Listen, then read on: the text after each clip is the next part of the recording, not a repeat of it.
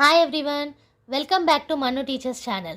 So మనకి physical science అనే subject start అయింది బీఎడ్ వాళ్ళకి సంబంధించి. సో ఇది యూనిట్ 6 నుంచి యూనిట్ 10 వరకు స్టార్ట్ చేశాము. యూనిట్ 6 అనేది స్టార్ట్ చేశాం. సో ఇందులో 6th యూనిట్లో ఇంట్రడక్షన్ క్లాస్ అనేది అయిపోయింది అండ్ అలాగే సిలబస్ క్లాస్ అనేది కూడా అయిపోయింది. సో చూడలేదంటే కనుక ఒకసారి ఛానల్ని విజిట్ చేసి చూడండి. ఇవాల్టి క్లాస్లో history of development of curriculum framework which is 6.1 start చేస్తున్నాం. ఓకే, సో ఫిజికల్ సైన్స్ గురించి చాలామంది అడిగారండి, తీసుకొచ్చాము సబ్జెక్ట్ అనేది. సో మెల్లమెల్లగా సబ్జెక్ట్స్ అనేటివి వస్తూనే ఉంటాయి. మీ సజెషన్స్ కానివ్వండి, ఫీడ్బ్యాక్ కానివ్వండి కామెంట్లో ఇవ్వండి. మాకు వీలైనన్ని వీడియోస్ మేము తెస్తూనే ఉంటాము. ఆల్రెడీ మ్యాథ్స్ సబ్జెక్ట్ మొత్తంగా అవైలబుల్ ఉంది, సైకాలజీ సబ్జెక్ట్ మొత్తంగా అవైలబుల్ ఉంది, school organisation and management subject సగంలో ఉంది అండ్ అలాగే ఎన్విరాన్మెంటల్ ఎడ్యుకేషన్ యూనిట్ 1 అవైలబుల్ ఉంది. సో ఇలా మీరు చూసుకున్నట్టయితే ఇంకా మిగతా వీడియోస్ కూడా అవైలబుల్ ఉన్నాయి. ఒకసారి ఛానల్ని విజిట్ చేసి చూడండి. బీఎడ్ చేసే వాళ్ళకి, చేస్తున్న వాళ్ళకి, ఆల్రెడీ చేసేసిన వాళ్ళకి కూడా ఛానల్ యూజ్ అవుతుంది. మీకు సీటెట్కి సంబంధించిన ఇన్ఫర్మేషన్ కూడా ఇవ్వడం జరుగుతుంది. సీటెట్కి సంబంధించిన క్వశ్చన్స్ కూడా ఉన్నాయి మనకి ఛానల్లో వీడియో రూపంలో. సో ఒకసారి విజిట్ చేసి చూడండి. అలాగే సబ్స్క్రైబ్ చేసేసుకొని బెల్ ఐకాన్ని ప్రెస్ చేయండి. Okay, coming to the class, మనకి ఇక్కడ కరికులం ఫ్రేమ్వర్క్ యొక్క హిస్టరీ ఆఫ్ డెవలప్మెంట్ ఏంటి అనేది చూస్తాం. ఓకే, స్కూల్ కరికులం మనకి 6th యూనిట్ యొక్క హెడింగ్, టైటిల్ అంటే స్కూల్ యొక్క కరికులం. ఓకే, అది కూడా ఫిజికల్ సైన్స్కి సంబంధించి. మీరు చూసుకున్నట్టయితే మ్యాథమెటిక్స్లో కూడా ఈ స్కూల్ కరికులం అనే సబ్జెక్టే ఉంటుంది యూనిట్ 6లో. ఓకే, ఇక్కడ చూసుకుంటే Indian constitution allowed all the state governments to take decisions about on all matters pertaining to school education including curriculum up to 1976. So Indian కాన్స్టిట్యూషన్లో మనం చూసుకున్నట్టయితే 1976 వరకు కూడా ఈ ఎడ్యుకేషన్కి సంబంధించిన, కరికులంకి సంబంధించిన డెసిషన్స్ అన్నీ కూడా స్టేట్ గవర్నమెంట్కి ఇచ్చిందనమాట. Okay, the central could provide only guidance to the states on policy issues. Central ఏం చేసేది అంటే పాలసీ ఇష్యూస్ ఏమన్నా ఉంటే వాటి మీద గైడెన్స్ మాత్రం చేసేది స్టేట్స్కి. Okay, it was under such circumstances that the initial attempts of National Education Policy of 1968 and the curriculum framework designed by NCERT in 1975 were formulated. So ఈ సర్కమ్స్టాన్సెస్లోనే, అంటే స్టేట్ గవర్నమెంటే చూసుకునేది 1976 వరకు and central government only policy ఇష్యూస్ని చూసుకునేది అనమాట. So ఈ సర్కమ్స్టాన్సెస్లో నేషనల్ ఎడ్యుకేషన్ పాలసీ 1968ని తీసుకురావాలి అనేసి అనుకున్నారు అండ్ కరికులం ఫ్రేమ్వర్క్ డిజైన్ కూడా చేశారు. ఎవరు? ఎన్సీఈఆర్టీ వాళ్ళు 1975లో. ఇప్పుడు మీరు చదివే బుక్స్ ఏవైతే ఉన్నాయో బీఎడ్కి సంబంధించి అన్నీ కూడా ఎన్సీఈఆర్టీ వాళ్ళు తీసుకొచ్చినవే. ఓకే, తర్వాత NCERT developed National Curriculum Framework in 1975 following the recommendations of Education Policy on 1968. So national education policy మనకి దీన్నే ఎన్పిఈ అంటారు. సో ఈ ఎన్పిఈ 1968 ద్వారా మనకి ఎన్సీఆర్టీ 1975లో వచ్చింది. దాని మీద బేస్ చేసుకుని ఎన్సీఆర్టీ వాళ్ళు ఏం చేశారు, ఎన్సీఎఫ్ 1975 ఇచ్చారు, అంటే national curriculum framework 1975. Okay, in 1976, the constitution was amended to include education in the concurrent list and for the first time in 1986, the country as a whole had a national policy on education 1986 which envisioned NCF work as a means of modernizing education. So 1976లో constitution amendment అయితే అయింది. Okay, change అయింది. So concurrent లిస్ట్లో first time మనకి national policy on education NPE 1986ని involve చేశారు. దాని ద్వారానే ఎన్సీఎఫ్ వచ్చింది, which is national curriculum framework. ఇప్పుడు మన కరికులం మొత్తం కూడా డెవలప్ చేసేది ఎవరు? ఎన్సీఎఫ్ వాళ్ళు. ఓకే, దీన్నే మోడర్నైజింగ్ ఎడ్యుకేషన్ అని అంటారు. ఓకే, సో నెక్స్ట్ చూసుకుంటే the policy proposed a national framework of curriculum as a means of evolving a national system of education capable of responding to India's geographical and cultural diversity while ensuring a common core values and a comparable standards of education. So మరి curriculum framework అనేది తీసుకొచ్చారు. దీంట్లో ఏం జరుగుతుంది అని అంటే మనకి ఇండియాలో డిఫరెంట్ కల్చర్ సిస్టమ్ ఉంది, అలాగే ఇండియా జాగ్రఫీ కూడా వేరేగా ఉంది. వీటన్నిటిని పరిగణనలోకి తీసుకొని ఎవరికి తగ్గట్టు వాళ్ళకి నేషనల్ కరికులం ఫ్రేమ్వర్క్ అనేది ఉంటుంది. దాంతోపాటుగా కామన్ కోర్ ఆఫ్ వాల్యూస్ అనేటివి, స్టాండర్డ్స్ అందరికీ కరెక్ట్గా ఉండేలా కామన్ స్టాండర్డ్స్ అనేటివి తీసుకొచ్చారు. Okay, NPE 1986 emphasized a relevant, flexible and learner centered curriculum.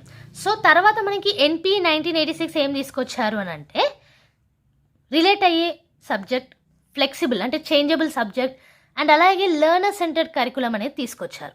Okay, అంటే పిల్లలకి బెనిఫిట్ అయ్యేలా ఉంటుంది ఇక్కడ. Curriculum development is a continuous process that takes into consideration the national goals, societal aspirations and disciplinary advances at any given point of time. So ఈ curriculum development అనేది continuous process, మనకు తెలిసిన విషయమే, అవునా?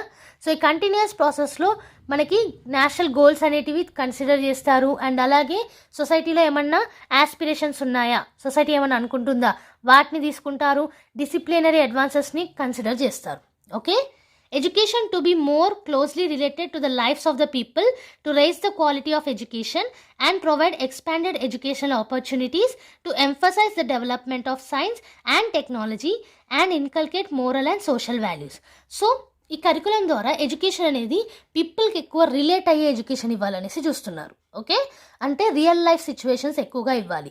దాని ద్వారా ఎడ్యుకేషన్ యొక్క క్వాలిటీ ఇంప్రూవ్ అవుతుంది, ఎడ్యుకేషనల్ ఆపర్చునిటీస్ ఇంప్రూవ్ అవుతాయి అండ్ అలాగే టెక్నాలజీ అనేది ఇంప్రూవ్ అవుతుంది, మోరల్ అండ్ సోషల్ వాల్యూస్ కూడా తెలుస్తాయి. Okay, NP 1986 recommended a common core component in school education throughout the country. So మనకి ఎన్పి 1986 ఒక కామన్ కోర్ కాంపోనెంట్ అనేది స్కూల్ ఎడ్యుకేషన్లో రికమెండ్ చేయడం జరిగింది, అది కూడా ఇండియా వైడ్గా. The policy also entrusted the NCERT with the responsibility of developing the national curriculum framework and reviewing the framework at frequent intervals. So ఈ ఎన్పిఈనే మనకి ఎన్సీఆర్టీ వాళ్ళకి రెస్పాన్సిబిలిటీ ఇచ్చింది. ఏం రెస్పాన్సిబిలిటీ? ఎన్సీఎఫ్ని రివ్యూ చేసే రెస్పాన్సిబిలిటీ ఫ్రీక్వెంట్ ఇంటర్వెల్స్లో, అంటే టైం టు టైం.